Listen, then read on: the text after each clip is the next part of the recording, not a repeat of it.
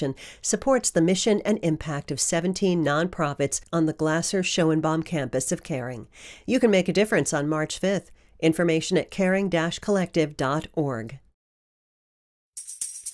On the roads and bike trails around Tampa Bay, you'll see e-bikes whizzing by. They're fast and economical, a popular way of getting from A to B, but how safe are they? Lawmakers are considering new rules for e-bikes, like making riders slow down near pedestrians. And a group of Tampa Bay high school students helped craft a bill which would require riders 18 and younger to wear a helmet. I'm Matthew Petty, and ahead on Florida Matters, live and local, we're talking e-bike safety, and we want to hear from you. Are you an e-bike rider? Do you worry about your own safety or other riders and pedestrians? Call 813-755-6562 and join the conversation. Also this hour, we'll chat with a local organic farmer about how his crops are doing after the big freeze. And a former Baltimore Raven returns to the roost in his hometown of Weeki Wachee to coach the next generation of sporting champions. All this and your calls and emails coming up on Florida Matters Live and Local after these headlines.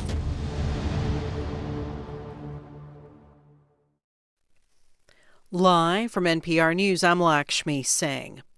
Meta CEO Mark Zuckerberg takes the witness stand today in California in a state court trial over whether social media companies are legally responsible for young people's addiction to their products. In Meta's case, platforms such as Instagram and Facebook are under scrutiny. NPR's Bobby Allen reports on the proceedings in Los Angeles. The trial so far has focused on whether Meta's Instagram and Google's YouTube should be considered defective products for unleashing into the world all sorts of features that we all know by now, like infinite scroll, you keep scrolling, auto-playing features, being able to like posts. So the lawyers battling the tech companies say the apps are like digital casinos. They argue that Instagram and YouTube affect kids' brains no differently than a slot machine. NPR's Bobby Allen. Billionaire Les Wexner, founder of L Brands, is being deposed in Ohio today about his close relationship with the late convicted sex offender Jeffrey Epstein. The 88-year-old's name appears more than 1,000 times in the reams of documents the Justice Department released on Epstein. Wexner denies he knew anything about the wealthy financier's sex crimes involving the sexual abuse of children and rape. The Food and Drug Administration is reversing course and will consider approving Moderna's experimental flu shot after all, the decision coming a little more than a week after the agency refused to review the jab. Here's NPR's Sydney Lupkin. The FDA rattled the biotech industry when it said it wouldn't even look at Moderna's application to market.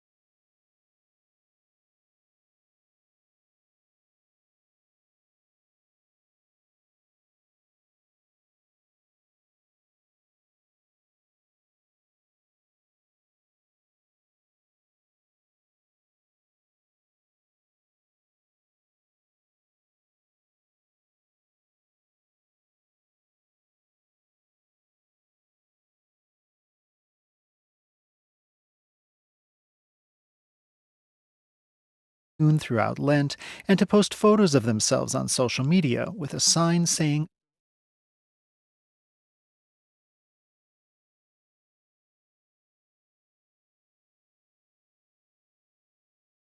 calling on people of faith to, quote, raise their prophetic voices for justice, compassion, and protection of the vulnerable. Jason DeRose, NPR News. From Washington, this is NPR News. Support for NPR comes from NPR stations. Other contributors include Progressive. Progressive Commercial Auto Insurance protects the vehicles that work to keep small businesses moving forward, including protection while running errands and other tasks. At progressivecommercial.com. You're listening to WUSF 89.7. I'm Craig Kopp. Moesley Mayhem officially assumed the role of USF's 9th president yesterday. As WUSF's Nancy Guan reports, he spent his first day meeting students and outlining his plans to handle the challenges facing him immediately. Nice to meet you. Very nice to meet you too. Thank you. At the Marshall Student Center, the new president bought students coffee and handed out USF Bull stickers. It's my first day here. For the last 3 years, LeMayem was the president of University of North Florida, and before that, the dean of USF's Muma College of Business for a decade. He now faces several challenges, including how to handle new college potentially taking over USF's Sarasota Manatee campus. We will always take good care of our faculty, staff, and students on every campus, including the Sarasota Manatee campus. LeMayem says he wants to protect academic freedom, too. Everything we will do, we will always do it within the framework of the law. He added, as long as it complies with the state. Nancy Guan, WUSF 89.7 News. If you've been wondering when Tampa's going to have a museum dedicated to the city's rich black history, we now have a target date. It is set to open in the summer of 2027. It's going to be located in the historic St. James Church on Central Avenue, once the heartbeat of Tampa's black-owned businesses and entertainment. Here's Fred Hearns. He's the curator at the Tampa Bay History Center, speaking on Florida Matters Live and Local. A lot of the stories that I grew up hearing or learning about, we're going to be able to actually make come alive in the museum through artifacts and talks and things that we're going to be doing there to engage the community. Museum organizers are currently shaping its collections and programs with input from residents. And you can hear more of that entire conversation by going to WUSF.org. I'm Craig Kopp, WUSF 89.7 News. WUSF is proud to present the documentary Defending the Everglades again. How the Immigrant Detention Center, dubbed Alligator Alcatraz, awoke a decades-old conservation fight. This half-hour program explores how it's all connected, from the land's history to the people behind the current fight to shut down the detention center. You can watch now at WUSF.org/Everglades. This is Florida Matters Live and Local, sponsored by Badawi Law, and we're broadcasting from the Doctors Lorraine Rubis and Neil Frankel studio at WUSF in Tampa. I'm Matthew Petty. Well, Tampa Bay has thawed out a bit in the last week or so, but for a few days at the end of January into the start of February, it felt like the kind of weather snowbirds come here to escape. Single-digit temperatures, even some snow flurries, and frostbitten plants everywhere. The cost to Florida's agriculture industry could top $1 billion. Well, for more on what it looks like from one farm's perspective, here's Aaron Drucker. He's the farm manager with Blumenberry Farms in the Sarasota area. Aaron, thank you so much for being with us. Thank you for having me. All right, so you've been growing here for the better part of 15 years. Tell us about what you do and what you grow. Well, so Blumenberry Farms in Sarasota is an certified organic, and also certified real organic project community farm, we call it. And it's also been called CSA farm, which is community supported agriculture, where we're more closely involved with direct to family, direct to restaurant, direct to juicery, direct to small distributor type of relationships. Right. So it's only a 10-acre farm. Whereas when you hear about large financial hits to Florida agriculture, typically that's the really big farms that are inland, growing massive amounts of one crop or two crops or something like that. We're different. Yeah. Small organic farms operate differently, and because of that, we can mitigate certain risks, and then we have to deal with other challenges of scale that the large farms don't have to necessarily navigate. So there's a lot of variables when it comes to being a grower in Florida, and in general, there's a lot of different variables. Yeah, it's a tough job. So you've got a 10-acre farm. Just walk us through what kind of crops are you growing right now? Right now, we probably have up to 2 to 3 dozen different varieties, right? So because we go to farmers markets, because we go straight to foodies and families, we need to offer a wide variety that they would get in the grocery store, but they can get it fresh directly from us. So we have 6 varieties of lettuce. We have all the herbs, the culinary herbs. We have watermelon radishes, purple daikons, bok choys, cabbages, tomatoes, a couple different varieties of kale, collards, arugula.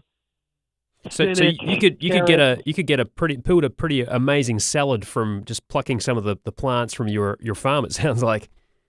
Absolutely, best salad you've ever had, and the best salad anybody else has ever had. Aaron, so walk me through what it was like, kind of leading up to that big freeze, end of January, start of February, and sort of how things look now. Because I mean, I'm thinking some of those things like lettuces probably don't do so well in freezing conditions, beans, things like that. I mean, so what was that like? So I think. Oh, you still there, Aaron? Looks like we might have lost our farmer there. We're going to try and get our grower back on the line. We're talking with Aaron Drucker. He's a farmer with Blumenberry Farms in the Sarasota area, talking about the impact on farming of the big freeze over back in January, late January, early February. I mean, of course, if you're living through that freeze as somebody who doesn't farm, it's just a matter of staying warm and staying bundled up. But if you're growing things, then you really got to worry about what you got out in your field. Aaron, I think we've got you back again. Are you there? I can hear you. Wonderful. Okay, so Yeah. talk me through what it was like, kind of leading up to that freeze, and what your crops look like now. So I monitor the weather via observation and also via various, channels, weather forecasting channels. And being in Florida for now 15 years, professional grower, this is part of what we deal with. We know that what we consider the green season or the vegetable season is if you don't tailor those crops specifically for a cold weather snap, it's quite likely you may lose something. Mm-hmm. So I was well aware that there was a cold front coming, and there was a lot of hype around it. So I knew, okay, this is where some of our warmer weather crops may take some damage, mm-hmm. which is warmer weather crops, in this case being tomatoes, and we had some green beans in. Mm-hmm. The zucchini I had already pulled. The cucumbers, both of which are warm weather, we had already pulled them. So I knew primarily that the risk was going to be to our tomato crop. Everything else, all the lettuces, kales, root vegetables, beets, spinach, all of that does well in cold. Oh, it does? Okay. It does do well, and it depends on how long the cold lasts. Mm-hmm. So where we are in Sarasota, we're in a subtropical border type of situation. Mm-hmm.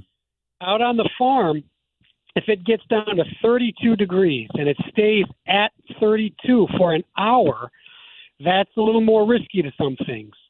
If it's only at 32 degrees for a half hour, then there might be some frost damage. Some of the leaves freeze, but they thaw right out very quickly when the sun rises, and everything is back to looking beautiful. Huh, okay.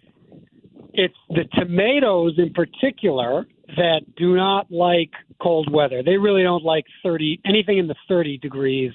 They don't like per se, but the colder it gets into the 30s, that's the danger zone. If it's at 32 degrees for an extended period, whether that be 1 hour, 2 hours, the longer it stays at or below freezing for tomatoes, the more risk you have of total loss. Mm. So did you lose your tomato crop? It was very interesting in that it probably got to maybe 31 degrees here. Mm-hmm. I'm not sure how long that lasted. I did turn on the irrigation at 4 in the morning. Okay. So that helps to bring some temperature rise up to the root area. However, the foliage to all the tomatoes is toast. Right now, if you come to the farm and you look at the foliage, it's all brown and crispy. However, because it was not too long below 32 degrees, the plants themselves survived. Okay. So you're in relatively good shape. I mean, what are you hearing from some of your compatriots in the growing business? Are there other farms that you know of in the organic space that didn't fare so well because of where they were? In the organic space, it's a little different because small-scale organic, typically we have, I don't know if you want to call it, we have definitely an alternative approach, and there may be a little more awareness of when you improve ecosystem or, let's say, localized farm health via soil and via diversity, you can thereby offset certain risks. Right, because if you've got crops that are kind of coming to fruition at different times of year, then you can spread the risk a bit, I suppose. Right, and also where I planted my tomatoes is near our tree line because I knew planting tomatoes through the winter is risky if it gets cold. But by planting them near the tree line, we have a little bit of shelter, and that made a big difference. If they had been out in the middle of the field, they may not have done as well as they may not have survived at all. Yeah. Let me come back to the numbers for a moment. So, and you pointed out that it's a lot different for big farms, kind of farming on an industrial scale, massive crop numbers versus a small organic operation like yourselves. So do you have a figure on it? Like, can you sort of tell you what the damage was from the freeze? I'd say that's harder to tally because we can't zero in on the numbers as well as a monocrop culture can. Sure. We're probably looking at several $1,000s loss and maybe upwards of $5,000. It's sort of hard to say. In this case, we're now harvesting all of the tomatoes that didn't drop. So some of the tomatoes did freeze and they die. Some of them didn't freeze, but it was cold enough that they just drop off. A whole lot of the other tomatoes, and we're talking about primarily mixed cherries.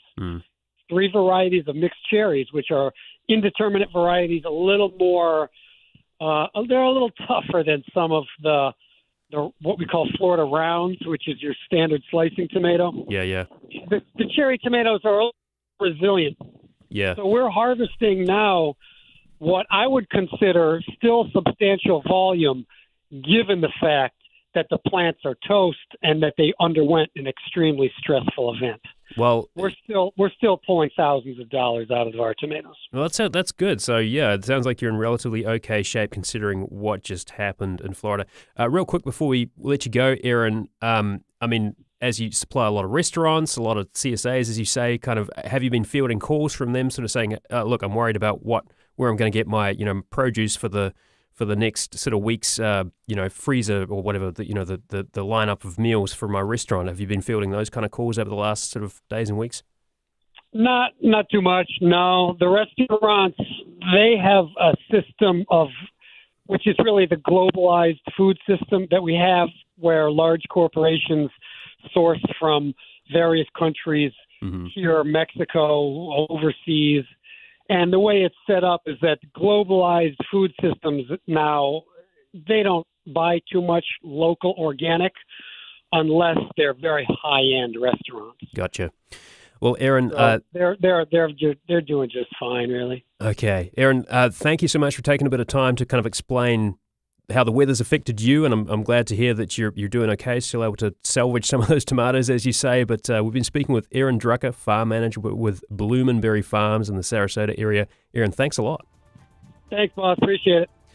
All right, coming up, a group of students have written a bill to create safety rules for e-bikes. You can find out more after this. And if you are an e-bike rider, or maybe you've come in contact with some e-bikes, as somebody's sort of seen them whizzing by and have some concerns about it, give us a call, 813-755-6562, or email us FloridaMatters@WUSF.org. Stay with us.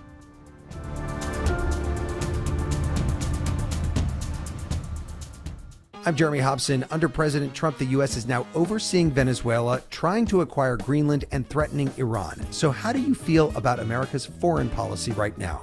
That's next time on The Middle.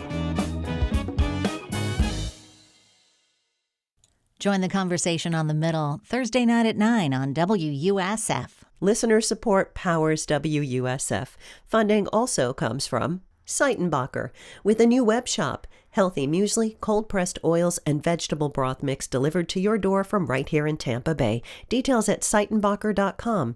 Seitenbacher. Seitenbacher. Still holding on to a car you don't drive anymore? Give it new purpose this season. Donate your car, truck, or boat to WUSF and help keep trustworthy local journalism strong. It's easy, and it may mean a tax deduction. Call 866-WUSF-CAR or visit WUSF.org. Welcome back to Florida Matters Live and Local. I'm Matthew Petty. You ready? 3, 2, 1. Let's see. Are you sure? Yes! That's smile. It says success. Yeah! Good job. Well, that is Freedom High School students submitting a bill they wrote along with Tampa Republican State Representative Susan Valdez late last year. It would raise the helmet requirement age of e-bike and scooter riders from 15 to 18. The chances are you've probably either ridden an electric bike or scooter, or you know somebody who does, or you see a lot of them around town. They are a cool, somewhat affordable alternative to getting from A to B. Drivers and pedestrians are definitely noticing more of them on the roads and sidewalks, and unfortunately more crashes, injuries and deaths involving e-bikes and scooters too. 40% of e-bike and scooter injuries treated at Tampa General Hospital were traumatic brain injuries, according to a study from 3 years ago. And recently the hospital says increasingly their patients are between 12 and 15 years old, and they say enough people of all ages aren't wearing helmets. Now, state lawmakers are mulling a couple of ideas for regulating e-bike safety. What ideas do you have for how to keep e-bikes and e-scooter riders safer and also other road and footpath users? Perhaps you're an e-bike rider who feels that motorists need to be more cautious. Join the conversation. You can call us at 813-755-6562, 813-755-6562, or email FloridaMatters@WUSF.org. Now, for those students at Freedom High School we heard from a little bit before, in New Tampa, the issue hit close to home when an upperclassman died while riding an e-scooter. And together, a few students teamed up to write a bill that's now making its way through the state legislature. It would raise the age requirement for wearing a helmet on e-bikes from 15 to 18, with the hope of keeping more kids safe and alive. And here to speak with us is one of those students, Maggie Takamatsu. Maggie, thank you so much for stopping by. Hello, thank you. Also with us is an e-bike rider who commutes to work, Brighton Glass. Brighton, thank you. Thank you. And Brighton, you've got a helmet with you, and you're wearing all the gear that you would normally wear on an e-bike. So just kind of move your helmet across to show the camera if you could. Yeah, absolutely. This is going to be my helmet right here that I normally wear on the regular when I'm riding my e-bike. So this is like, that kind of looks like something you would see a motorcyclist wear. Yeah, absolutely. These e-bikes nowadays, they have the ability to do speeds that cars can also do. And with that, you need the proper protection to be wearing while on these bikes, because if you get hit on them, you want to have the proper protection. A lot of people are out now riding with just bicycle helmets, and while that is better than absolutely nothing, the more protection, the better. Doesn't matter how you look. It matters that you get home alive. Yeah, for sure. Now, Maggie, I mean, it must have been so difficult for you, when your fellow student passed away. I don't know how close you were, but what made you realize that you could have a role in making sure you keep your classmates and other people safe while riding an e-bike or scooter? Yeah, well, ultimately, it was a big impact on my high school to lose a fellow student, especially to something that we can see as preventable.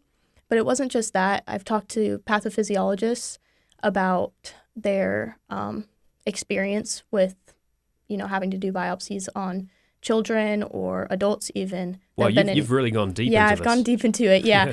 They have revealed that, there have been an increasing number. And every year, it's more and more and more kids, teens, adults, all ages that are dying. Mm-hmm. And many of them are not wearing helmets.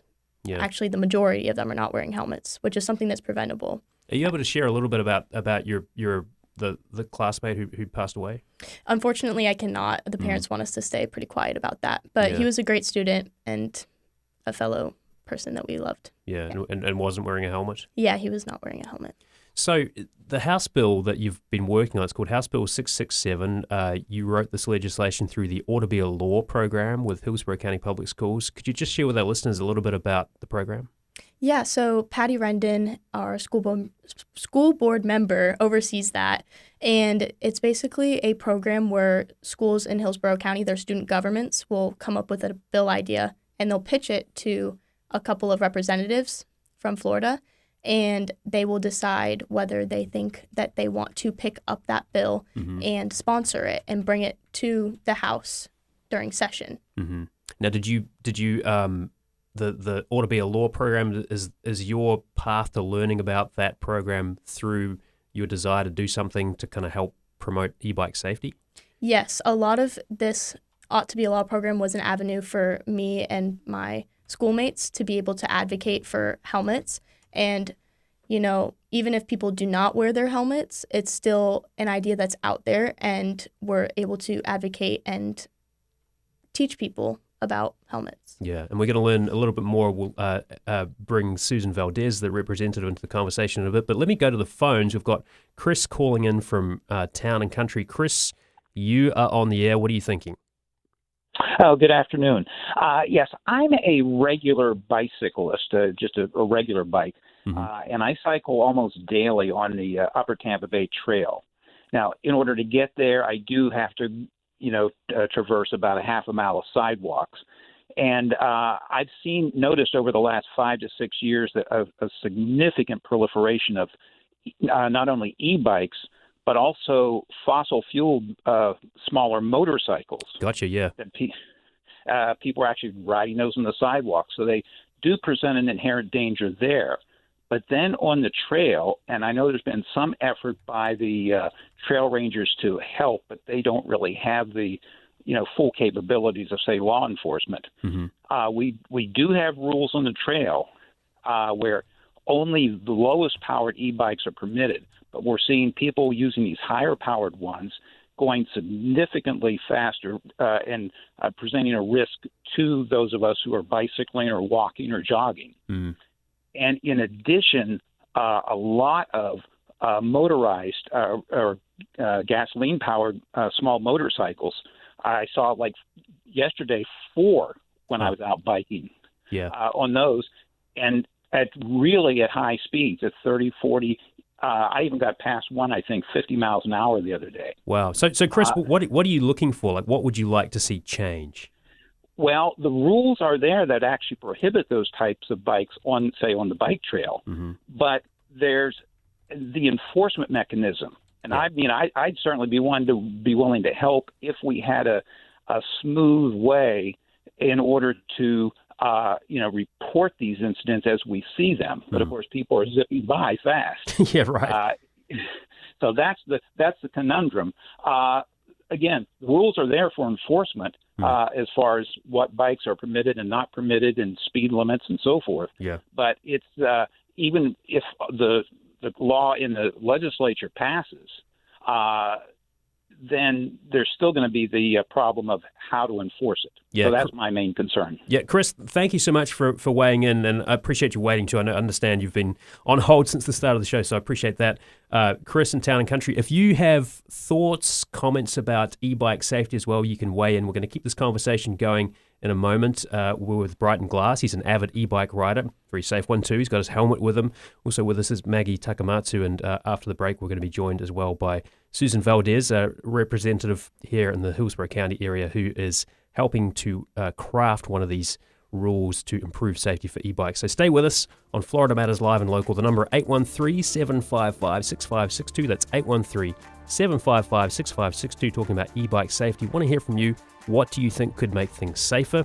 If you've got some concerns, or maybe you think motorists need to be paying more attention to e-bikes and other road users as well. Conversation continues in a moment. Do this.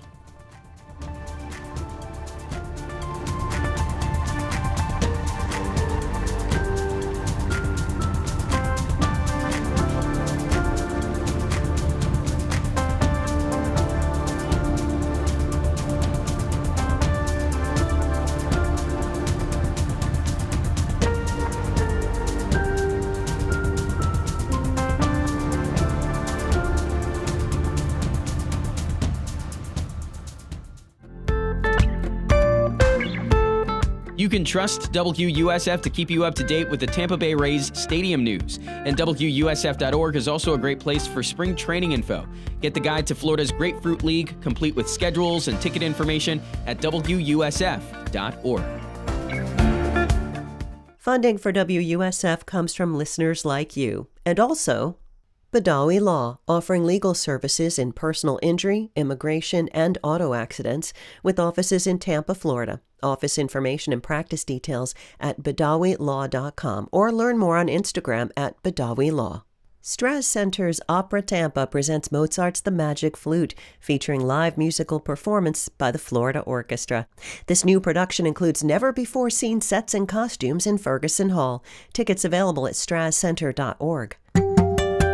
Welcome back to Florida Matters Live and Local. I'm Matthew Petty. We're talking about safety in electric bikes and scooters, I should say. We're with Maggie Takamatsu, who's a Freedom High School student who helped write a bill that would raise the age requirement for wearing a helmet from 15 to 18 for e-bike riders. Also with us is Brighton Glass. He's been sharing his experience as an e-bike rider. Also joined by State Representative Susan Valdez, who's a sponsor of the e-bike helmet bill. Representative Valdez, thanks for being with us. And I want to just kind of ask you about something we heard from a caller before the break, sort of about enforcement. So it sounds like there are some good ideas about how to make things safer, but enforcement is a bit of a conundrum, I guess. So what are your thoughts on that when you hear people talking about how do we enforce these rules if new rules are rolled out? Well, thank you for the invitation to join you today. And it's such a pleasure to hear my kid there, Maggie, and all the work that she and her students have. I'm very, very proud of them. By the way, in reference, yes, and hearing about the enforcement, we create the laws, and it's up to the sheriff's department to enforce the laws. Mm-hmm. So I wonder if in these e-trails, in these bike trails, do they have officers on bicycles as well, riding up and down these trails? I don't know. That would be a question for our sheriff for sure, as to how the laws are being enforced. But I agree that if there's a law in the book that needs to be enforced, they need to do and enforce them. Yeah. So then now we get into the question of, okay, how much policing are we going to be doing, right? Mm-hmm. How many tickets are we going to be doing? We're getting lots of calls about the school zone light cameras and how that ticketing has been an issue and labeled a money grab. Mm-hmm. But what we're trying to do is to keep our kids safe while trying to get to and from school. Yeah.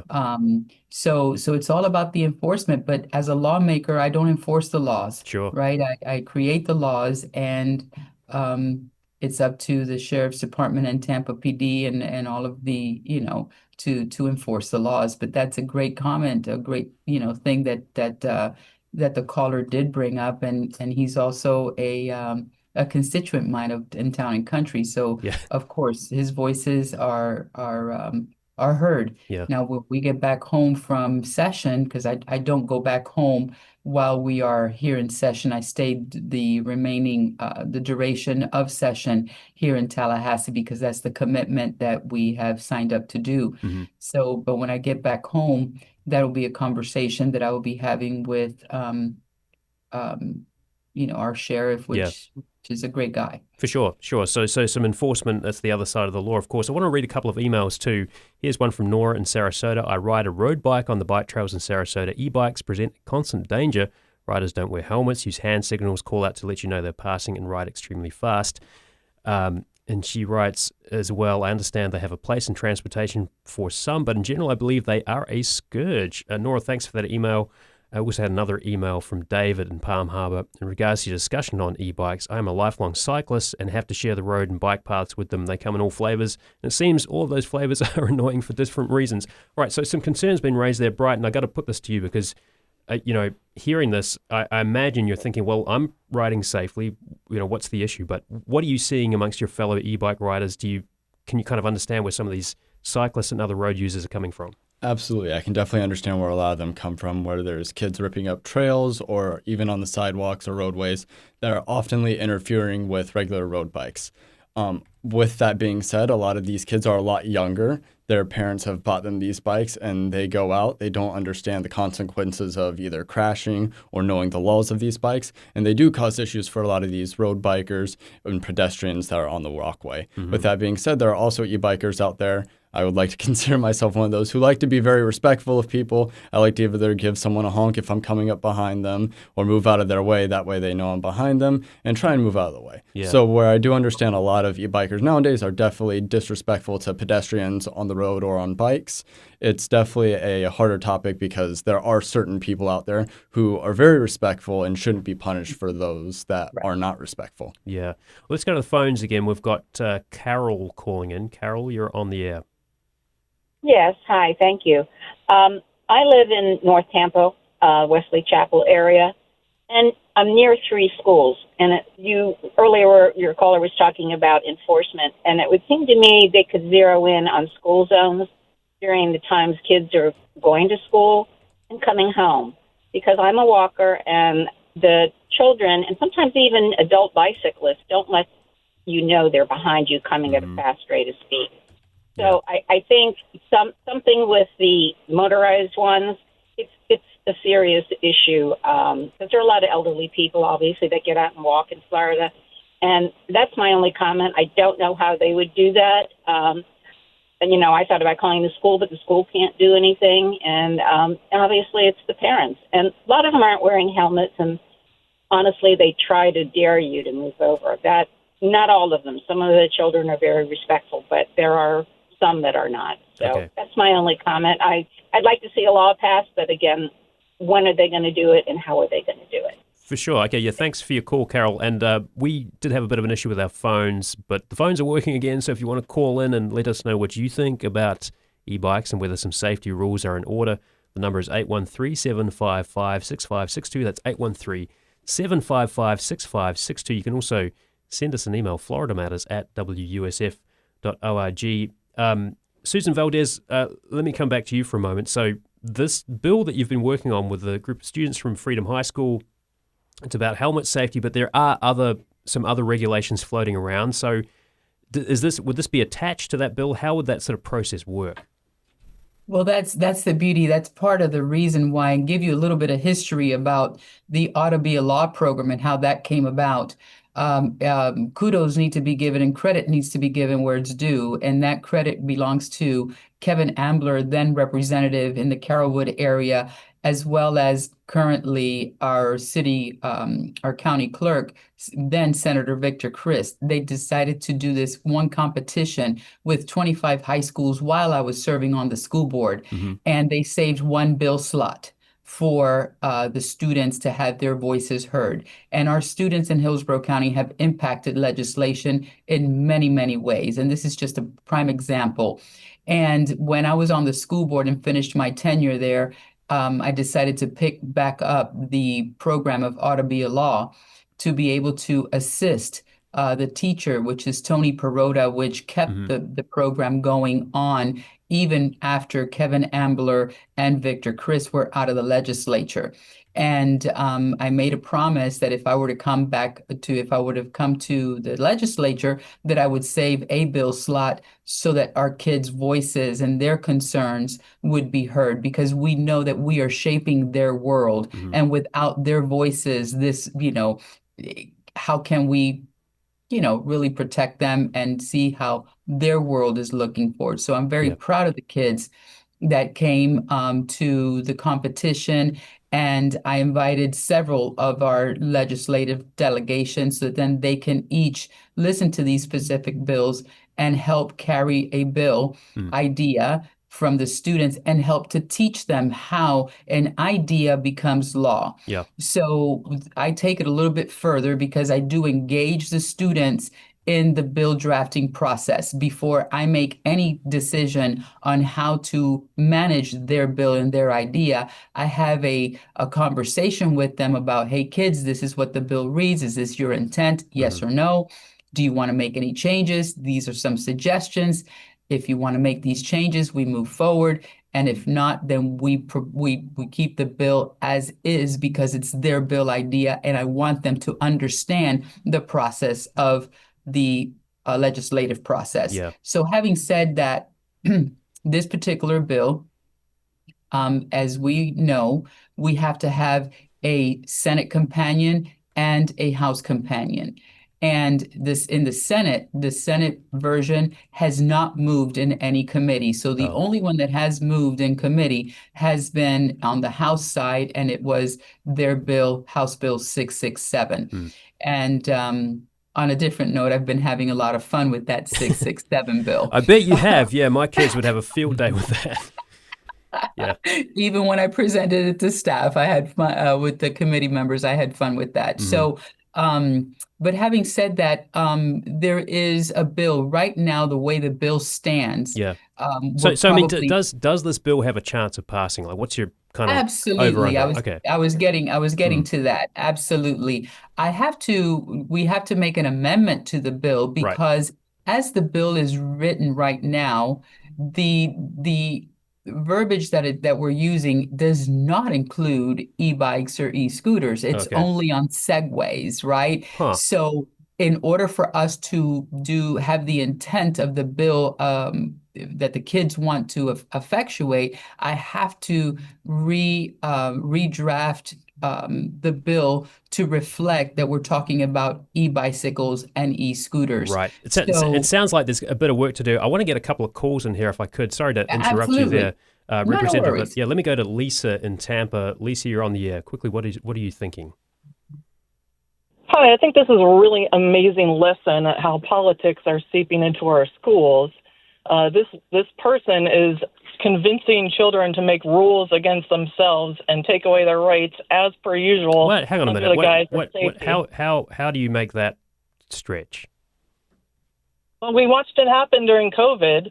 There's all sorts of rules that kids didn't need to follow that weren't legal. And here you are, you've got a politician working with the school, convincing them to make rules to take away their own rights. If kid doesn't want to wear a helmet, that's up to them. Their parents can deal with that directly. But all it's doing is restricting people's freedom. Okay. Lisa, thank you for your call. I appreciate that. What about that? Do you feel like you're being forced to make this rule, Maggie? Absolutely not. This bill idea came strictly from me. It was before I even met Representative Valdez. This was a bill idea that came stemming from the loss of someone that was known and close to us. And it is not about taking away any of our freedoms. It's about safety. You know, that's ultimately what this bill is about. To be able to see my friends grow up and reach their potential that's what this is about. It's about safety. It's not about reducing any freedoms.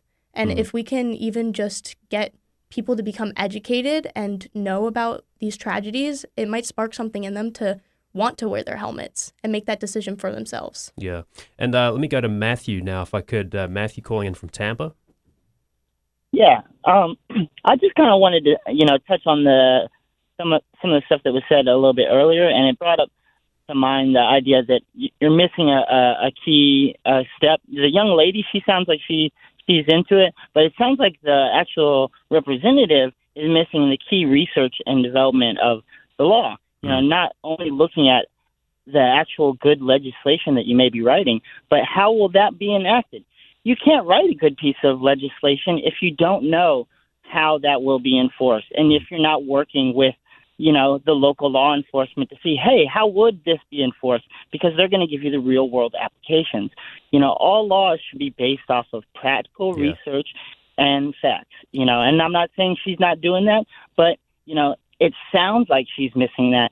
So the young lady sounds like she's, set a good mind of, hey, this is what it is. And I've done these researches. She's doing a good job of citing those. The representative seems like to be missing those key points of, hey, how are we going to have these practical real world, Matthew, I take your point. I would just point out, though, that the Representative Valdez did say that, look, it is up to kind of local law enforcement to enforce it. And she made the point that when she's back in town, she'll be chatting with the sheriff's officers and police departments to see what they can move on that. But thanks for your call. Before we close out here, Brighton, you've got a commute, right? Just tell me what your commute is like. Because from the point of view of an e-biker, we've been hearing a lot from folks who aren't necessarily on e-bikes themselves, but what is that commute like? What do you see? What kind of behavior do you see from other road users? Absolutely. So we see all sorts of behaviors from cars, from pedestrians, from bikers. It all kind of depends. It's very hard to ride e-bikes on the road, in a bike lane, or on the sidewalk. wherever you ride, someone's not going to be happy. A car's going to be happy, isn't going to be happy because you're going to be going too slow for their speed. A bike lane isn't going to be happy because you're going faster than bikers. And the sidewalk, you have pedestrians and people who are either on their phone, or if the biker is not paying attention to those people who are getting right behind them and trying to force them out of the way. So with that being said, it is very hard for a lot of e-bikers to find spots to ride safely and to be able to move around people in a safe manner. And with that, it comes a lot of dangers to the bikers because it's hard to find places for us to ride that is safe. Yeah, okay, so it sounds like there's some work to be done on the safety angle, but Brighton Glass, avid e-bike rider, thank you so much for sharing your experience. Thank you. Also with us is Freedom High School senior Maggie Takamatsu talking about the e-bike helmet safety bill she helped write. Maggie, thank you so much. Thank you. And also with us this hour was State Representative Susan Valdez. Susan, thank you as well. You're welcome. Well, coming up next on Florida Matters Live and Local, we're going to chat with a former Baltimore Raven. Stay tuned for that conversation. I'm Scott Tong. Scientists in Minnesota want to know what is killing young moose before they can reproduce and grow the population. Think of it as like wildlife CSI. Wildlife CSI. Yeah, and then if you figure out what are some of the drivers, what can we do about it? Our climate series Reverse Course continues next time here and now.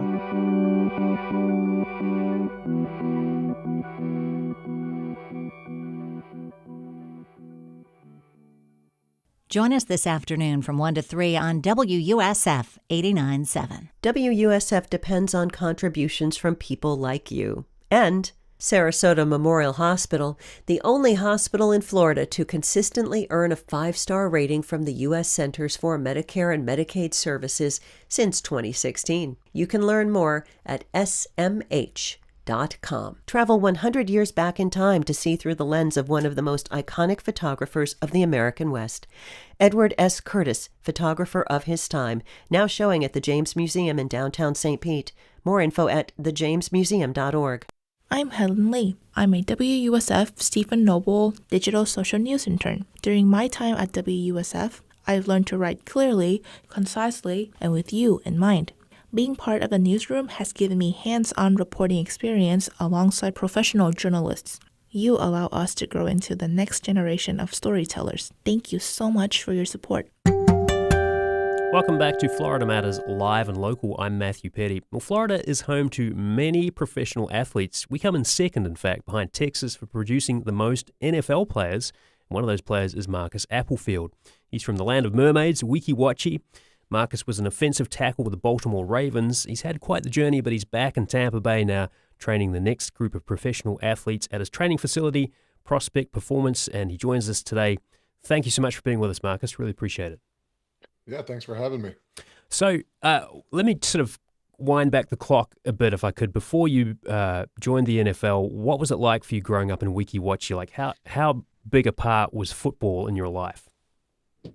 Yeah, I mean, Weeki Wachee is obviously a very small footprint on the map, so a very small local town, especially when I was there back in that 2010 to 2014 area. But basically just woods, so not much to do, not much opportunity to be had. So, and I was a very low income, underprivileged athlete and youth, so that was kind of the only way out, so to speak, was to go into the military or play football. Wow. So when you must have known fairly early on that you had something, right? Because I mean, it's so competitive in the NFL. There are so many people who are like, I want to be a professional football player, but the number of people who actually make it that far is pretty small. So when did you know, I've got it? I've got what it takes?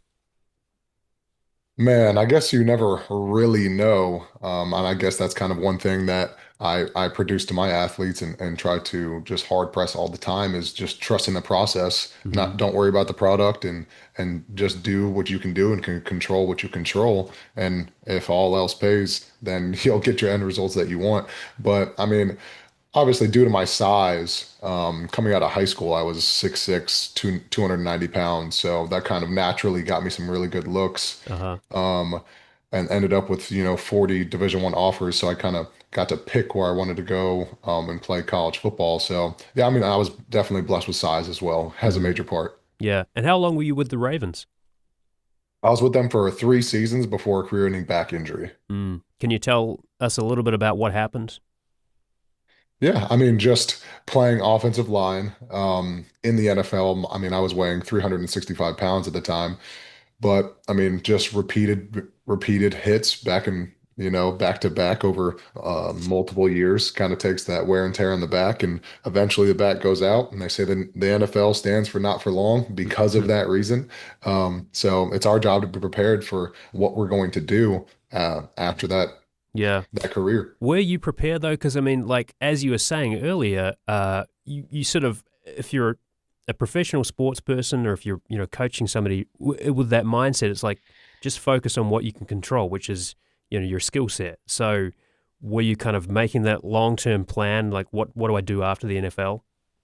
No, I was not. I mean, I think there definitely is a crisis of professional players that are done with their sport and kind of get into this mental episode where they don't know what's next. So my main goal was to, number one, start something as fast as possible. Don't be stuck in some type of lag, whether it's in the sport, whether it's, somewhere else. So no, I didn't really have a plan after that injury, but the number one thing I did know was I wanted to go back to my community. Mm-hmm. If you're just joining us on Florida Matters Live and Local, we're talking with Marcus Applefield. He's a former professional football player from Weeki Wachee. He's the owner of Prospect Performance in Port Richey. It's a coaching group. And if you've got questions for Marcus, you can give us a call, 813-755-6562. You can also send us an email, floridamatters@wusf.org. Okay, so following along with your career, you get this back injury. I'm sure it must have been sort of devastating working through that. I mean, you seem like you've kind of come to a point of equilibrium to talk about it now, but that's got to be a tough kind of moment in your life. And then you decided, I'm going to be a Hillsborough County Sheriff's deputy, right? Yep, that was my my transition going straight from the NFL. During my time in the NFL, when we were actually taking knees for police brutality. I don't know if you remember that, but I remember that, yeah. yeah, during the national anthem and all that stuff, players were taking knees, and it kind of caused this big conflict. And I guess that was just one of my goals was like, hey, if I'm taking a knee, I got to see the other side of things, and I ended up with our street crimes and gang unit in the city of Tampa. Had my babies. They are now 2 years old and 1 year old. Wife decided that was a dangerous profession that I was in. So just out of respect for my family and her, I started to get back into the football world. Yeah, wow. So you went from one very challenging kind of high impact job to battling street crime. I'm just trying to wrap my head around what that decision process was like for you. I mean, the adrenaline was very similar from running out into that football field to dealing with some high level profile criminals in Tampa. The adrenaline is there, so I guess that's kind of what athletes look for when they're done. Like, how can they still compete or get that adrenaline or anything of that nature? So it was definitely there, but obviously wasn't safe. So. Yeah. So now you own Prospect Performance. It's a training facility in Port Richey. All your coaches are professional athletes as well. Is that the way it works? Yeah, so obviously with my football background, we kind of opened this facility to give athletes a resource that we didn't have. We didn't have a place that we could go to work out in our free time or have the mentorship or learn about nutrition and divided structure on and off your field of play. So naturally, all of our coaches are former NFL players, but so we had a lot of football players that we were training, but nothing we were doing was football specific. Everything was speed related, strength related, to making sure that we can perform on the field. But other sports started to hear about us. Now, I mean, we've got multitude of baseball, lacrosse, volleyball, basketball, girls, flag football. We train them, and we also have a 10,000 square foot indoor basketball facility now, another baseball facility with batting cages. So we've kind of grown to other sports. But our root has kind of been that speed and strength aspect, making players fast and strong. And so how long has Prospect Performance been in existence for? Yeah, we're only going on year 3. Okay. And so it sounds to me like this is the kind of facility you wish you'd had when you were coming up in Weeki Wachee.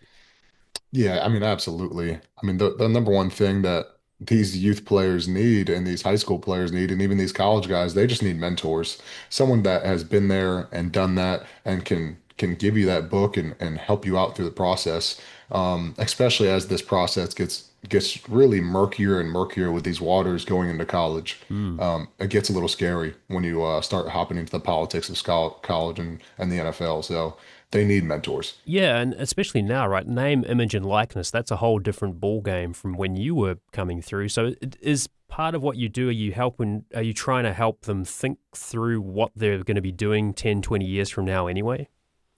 Oh, absolutely. I mean, I do everything, even coming down to their contract negotiations for a name NIL. Mm-hmm.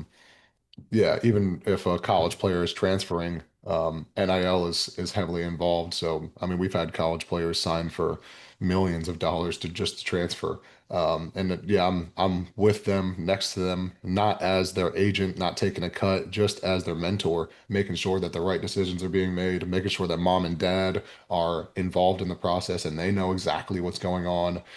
They just need someone in their corner. So, Yeah. So, I got to ask you too, this is a bit of a sidebar, but you also competed in the second season of Netflix's Squid Game, The Challenge. How did you end up doing that? yeah, I did. So that was just kind of something that popped up. My wife sent me. I just to kind of make her happy, I applied for it, got accepted. And then I was like, man, do I actually want to do this? And anything that I do with this, with all my sports and players and facilities, is making sure that whatever I do is going to some way, shape, or form benefit them. Mm-hmm. So in my mind, if I was like, man, if I can go on Squid Games, not even win, just going on, I could show these players that there's more to it after the game. It's not just, hey, play football, play your sport, play professional, and then it's done. No, Mm-hmm. there's so much more opportunity after the game. So that was one thing that I'm proud to say that I could do, was work with Netflix and get that opportunity. Yeah. How many students or how many kids do you have working with you in your facility at the moment, or at any one time? At any one time, our group classes, we try to keep them very, very small. But we stay under 25 per group class. We'll have 5 or 6 group classes a day. And then we have travel practices and things of that nature. So we have probably around 300 to 400 athletes in the facility every day. And what's the age range? Like, are these college and high school kids mostly? No, we have youth. We have an ages 8 to 12 class. Okay. And then we have high school, college, and pro. But that ages 8 to 12 classes, I mean, is just very vital, because the faster we can get our hands on them, the faster we can transition them into high school and those college groups. Mm-hmm. Um, Yeah. but yeah, just making them athletic. Yeah, and you sort of, you mentioned parents. I wonder too, I mean, do you sometimes find there's a parent who's like, my kid is going to be an athlete, and you sort of look at that kid and you're like, this may be not the path for them? Like, how do those conversations go? Yeah, I mean, I've seen I've seen players walk into my facility, with zero confidence, that couldn't walk without tripping over their feet, and they go hard for training for 6 months, 7 months, 8 months, and now they're confident, now they're faster, now they're stronger, and now they're competing in their sport. So I don't think, especially at that youth level, I don't think anybody is, long gone. Like, Mm-hmm. and there's definitely a crisis right now with youth, with specialization. Youth athletes are specializing way too early. They're if they're a baseball player, they're with their pitching coach and batting coach, and their technique and their form is perfect, but they can't produce force from the ground. Their hips hurt, they're Mm-hmm. tight, they're not strong, they can't hit the ball very far, but it looks pretty when they swing, Yeah. So, and with every sport, that is kind of a crisis right now. So letting these parents know that, hey, they need to be athletes. Yeah. They need that flexibility. They need to make sure that we can prevent these injuries, and we need to make them faster and stronger. Yeah, just let him play. Well, we've been speaking with Marcus Applefield. We're going to have to leave that conversation there, but thank you so much for sharing a bit of your life story and what you're doing now. He's a former player for the Baltimore Ravens and the owner of Prospect Performance in Port Richey. Marcus, thanks so much. Yeah, absolutely. Thanks for having me on. Well, that's our show for today. Coming up tomorrow, it is time for spring training in Tampa. Speaking about sports, the Detroit Tigers are celebrating 90 years in Lakeland. Hear more about them and spring training tomorrow at noon. Florida Matters executive producer is Grayson Doctor. Our producers are Amelie Horace and Quincy Walters. Our engineers are Jackson Harp and Gio Garvin.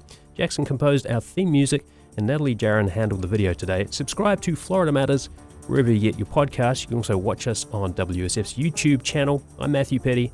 Thanks for being with us, and we'll see you tomorrow.